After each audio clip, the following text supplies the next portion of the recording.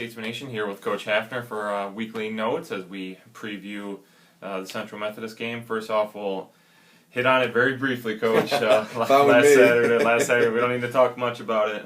Tough game against Baker, very good team, and unfortunately, we didn't have our best game either. So. No, we didn't, and they had a lot to do with that. They're a really good football team. Yeah. You know, they forced us into some things that we didn't really want to do, and you know, anytime you turn the ball over and you don't do some things right on defense, it's going to be a long day, and it was. I mean, obviously it was. I think about midway through the third quarter, I said our nightmare continues when Nate fumbled the ball through the end zone. You know, we're down inside the inside the 5 again, and so it happens. They're a good football team. They're going to win a lot of games, and you know, it's one of those things where I had someone say, "Well, we don't want to play them again." Well, yeah, we do actually, because we found a lot of things that we can do a lot better and give ourselves a lot better chance to win. So, and if we're playing them, it means we're probably 2 or 3 rounds deep in the playoffs, and we'll take that. So, for sure. We'll just go right in and talk about Central Methodist. Finally, you guys get a non-ranked team, so that's nice. Right. Well, and you know, the thing about Central Methodist is they're very skilled on offense. They have some very good skill players on offense. Their quarterback's dual threat, and the thing about that is we've played passers and we've played.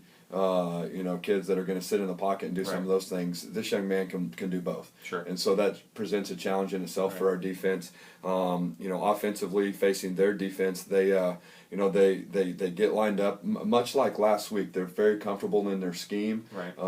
Their kids know what to do, where to line up, and things like that. And they play hard. And you know, anytime that you're going against teams like that, you have to match their intensity. You have to match their match their enthusiasm, and I really think our kids are going to come out and play well. You know, the ranking that came out on Monday really gave us a good shot in the arm to know that we are still a good football team. Right. We're still one of the best in the country, and hopefully we're going to go play like it on Saturday. Right, definitely. And obviously there is going to be a chip on the shoulder from last week saying, all right, like you said, we are number 12. Let's, again, prove it. Let's go play like it. Let's show that those first 2 weeks were not a fluke, that Baker just...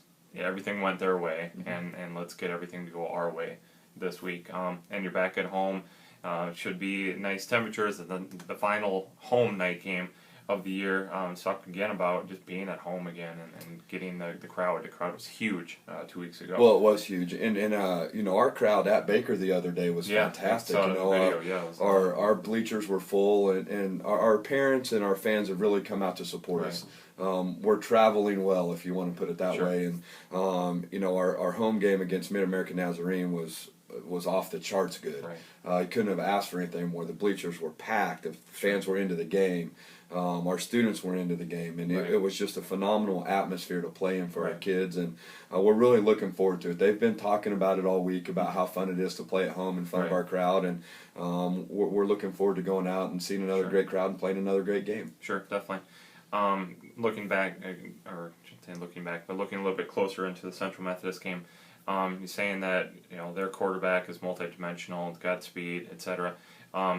But obviously our defense is very quick as well. So obviously I think we should fit in well to that, what they're going to try to do, and hopefully keep him under wraps and all of that. Talk about that a little bit. Well, I think we found some deficiencies in our defense last week. They exposed some things that we have to get better at. And I know Coach Norberg and Coach Strong and the defensive staff have done a great job this week of, breaking down the little things. Where do we need to be on this? Where do we need to be on that? And I think our kids have responded. I don't typically get to watch a lot of defensive practice. I went and watched just a little bit more of it yesterday while we were at the stadium, and our kids are getting lined up. They're getting ready to play, and I think the communication that was lacking was there yesterday, and feel really good about us playing well on Saturday. Sure.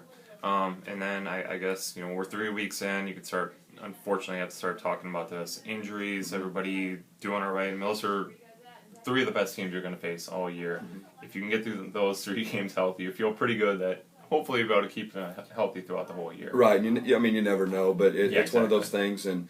We have guys that we probably don't have anybody at 100%, but for the most part we're healthy. I think that we don't have anybody that's definitely out. Maybe Kyle Nitz didn't play last week.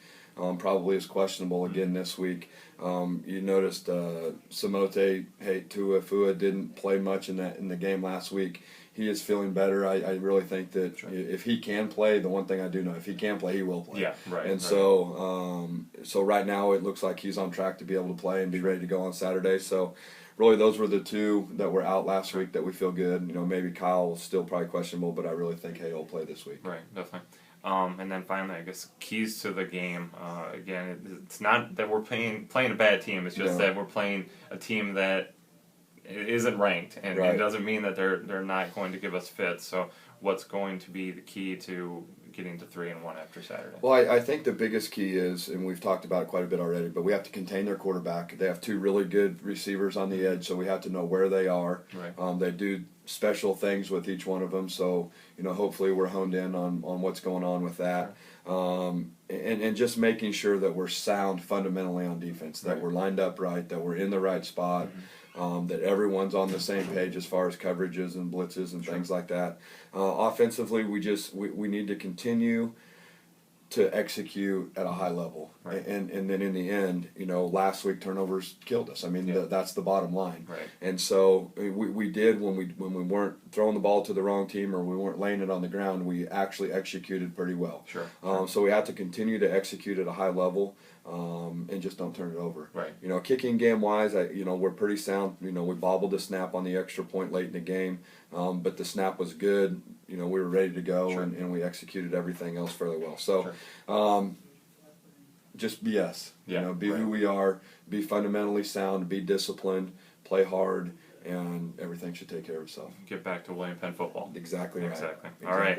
Well, William Penn football will be against Central Methodist, 6 o'clock start out at Lacey on Saturday. Coach, best of luck. Get back on the winning trail. Yes, sir. Prove why you're number 12, right? Right. Exactly right. And we look forward to a great night. Okay. All right. Thanks, Thank you.